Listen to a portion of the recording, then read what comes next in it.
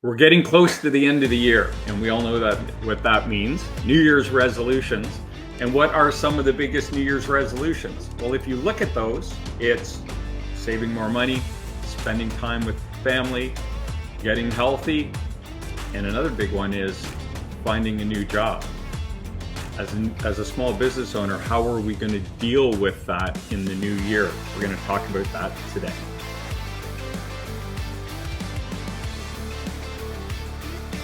Welcome to episode 40 of the KeyHire Small Business Podcast, where we cover issues that help small business owners scale their business. I'm Harlock, creator of KeyHire Solutions, and I will be your host. We don't have a guest today. You are stuck with me. And I just want to walk through this New Year dilemma for small business owners. A lot of us will tie a bonus or incentive to an annual performance. And then we will say, you have to be employed with us at certain time until certain time to qualify for this bonus. And so as your employee or someone looking to get something new, what is the strategy? And the strategy is easy because I see it all the time, especially this time of year. Can I have my start date be X, end of January, beginning of February, because I'm waiting on my bonus and I have to be employed to this date to get it? So we're going to see a huge slew of resignations from some of our employees that are going to surprise us. And how can we deal with that? What can we do? What mistakes are we making right now? And I can call back to we did an episode just recently, episode 36, where we talked about how to rehire your current employees to make sure they stay with you. But at this time, it might be too late to go out and save those employees. But it's interesting to think about what is motivating their change, especially in a new year. And if we go back and look at the people that make New Year's resolutions, what are those top resolutions? And big ones are saving more money. And you could almost equate, well, it's easier to save more money if you make more money. Another big one is spending more time with family and friends. So if people are in jobs where they're working 50, 60 hours a week, the expectation is they need to go home and work at home. Another huge issue we all need to be aware of, especially here in Houston, but all over the country, is commute times. Traffic is getting worse. And I know when I work with my clients, I will try to dissuade any candidate who's interested who has a long commute. They'll say things like, oh, I've been commuting for years. The commute doesn't bother me. And it might not bother them today. And it might not bother them at all until it bothers them.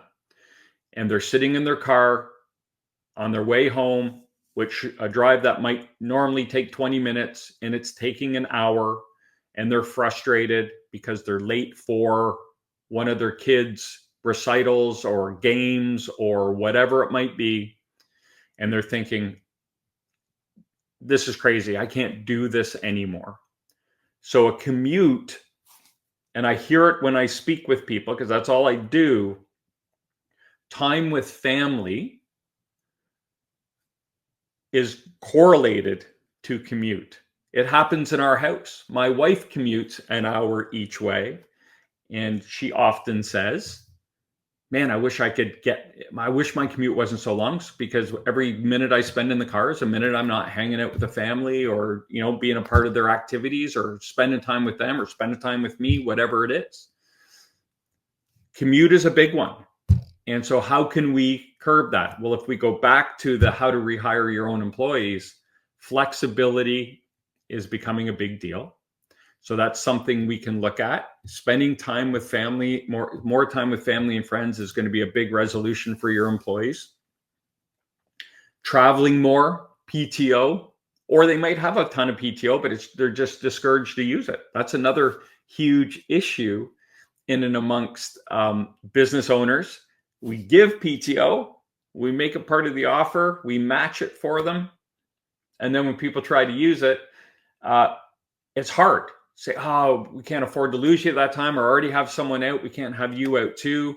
Or you get people that want to stack. Well, I have 3 weeks. I'm going to take them all at the same time. That's a little hard. I get that. But when we start thinking about, this is a great microcosm, a great time to understand what's important to your people. So how can we kind of combat this, right? What is the advice? What can we do to go out and combat this New Year's resolution, great resignation that could possibly be happening? Many of the people that are going to resign at the end of, in the new year, already have a job offer in their hand. And they have negotiated with their new employer to give their resignation at the beginning of the year, strategically, to make sure they get their incentive. So they haven't given notice yet, but they're planning on leaving. It might be an interesting time to go have those conversations with them and ask them, hey, what are your New Year's resolutions? And if they start saying things like, oh man, I would love to spend more time with my family, or I love to save money, they're telling you what they need from you. And sometimes all we have to do is listen. And it might spark an opportunity for you to have a conversation with them around, oh, more money. Tell me more about that. Are things tight for you? Oh, no, it's just I have a kid going to college in 2 years, and I'm really thinking about how can we save more money for them, or spend more time with family. Oh, really? What's going on? Well, I've been, I don't mind it, but I've been working like 50 hours a week. And as an owner, you might say, I had no idea. I didn't know you were putting, are you putting them in the office? And they might say, no, but when I go home, I usually spend 2 or 3 hours a night on my computer after my kids go to bed. Might be an opportunity where they're giving you opportunities for you to say, hey, you know what? First thing in the new year, after New Year's, on the 2nd, when you come back to work, let's get a time on the calendar right now, because I want to talk to you about that stuff. It's important, and you're really valuable here. And I want to understand what's going on in your world and see if there's anything we can do to help you, to alleviate that. So that might accomplish a few different things for you. Number one, if you let them get to the resignation, now you're in a counteroffer situation. And we've talked about counteroffers, how ineffective a counteroffer is.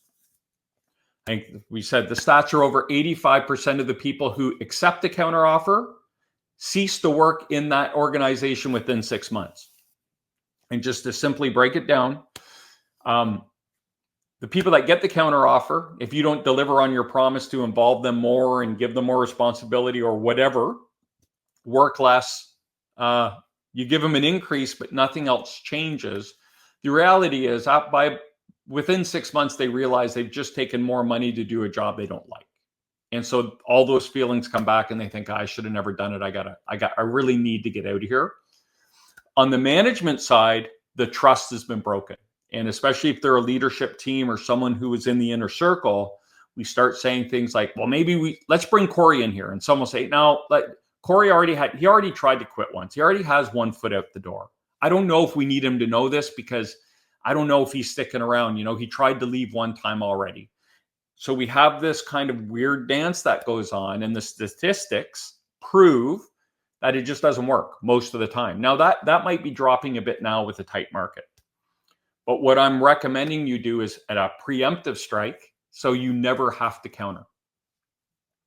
I also know people will accept an offer and then rescind that acceptance if something meaningfully changes in their current role.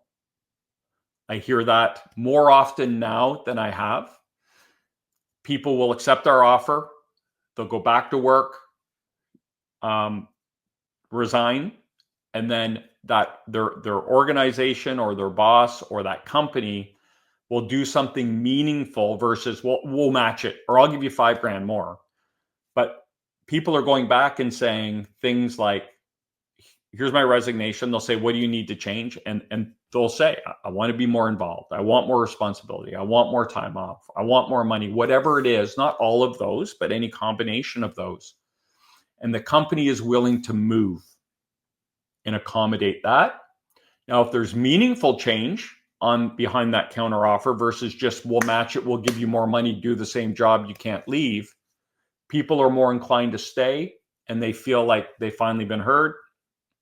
The challenge is they had to push their chips all in terms of going and getting another job with another offer to get you to do that.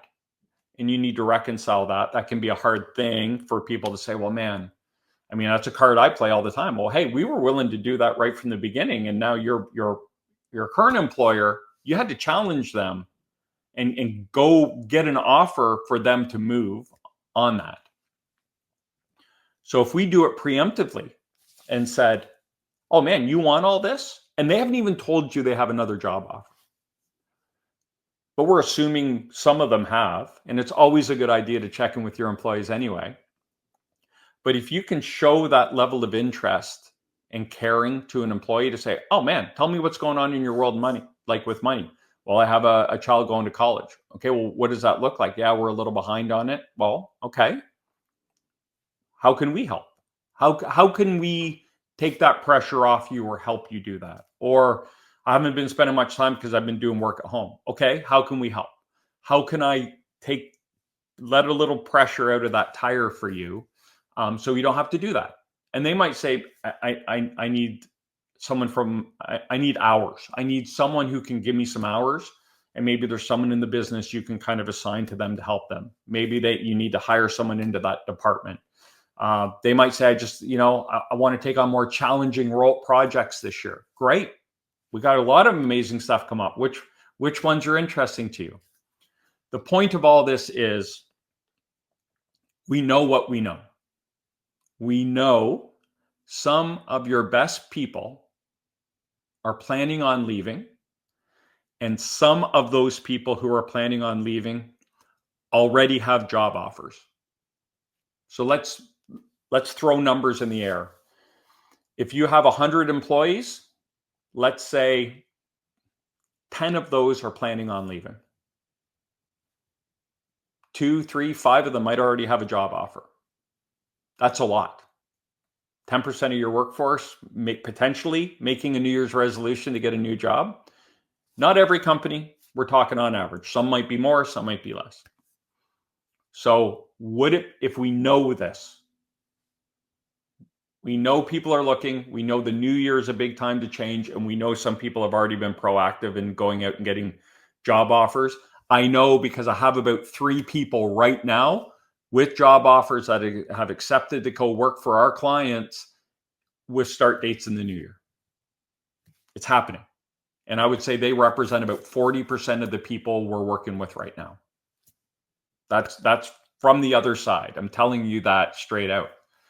So if we know these things to be true and we don't do anything, we know the result. We're losing people. You're going to be hiring in the new year. You're going to lose some tribal knowledge. You're going to lose some skills and experience that took years to develop within those people in your business, some key people. And we're going to have to hire to get those people. And we've walked through what those stats look like. It's simple. If they're a top performer, you have a 1 in 3 chance of hiring someone as good as they are. You have a 66% chance of hiring someone who's okay or really bad, right? They're either going to be better than, they're going to be the same as, or they're going to be worse than. And if they're a top performer, it's going to be hard to hire someone better than, and it's going to cost you a lot more money. So don't let them walk if they're that important. Have the conversation. And my advice would be to start the conversation with, so do you believe in New Year's resolutions? Oh yeah, I make New Year's resolutions every year. Great. Do you mind sharing with me what some of them might be this year? I'm really curious to know what's important to you.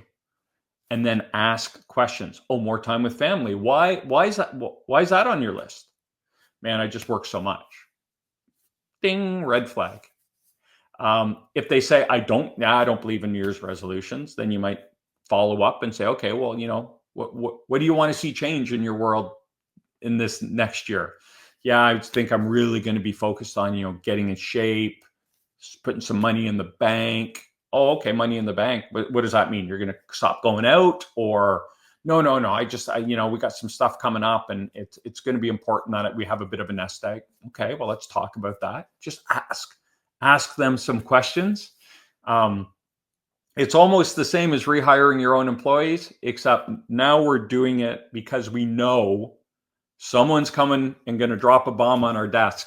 And it's usually the person we least expect and the person that's most important to the business.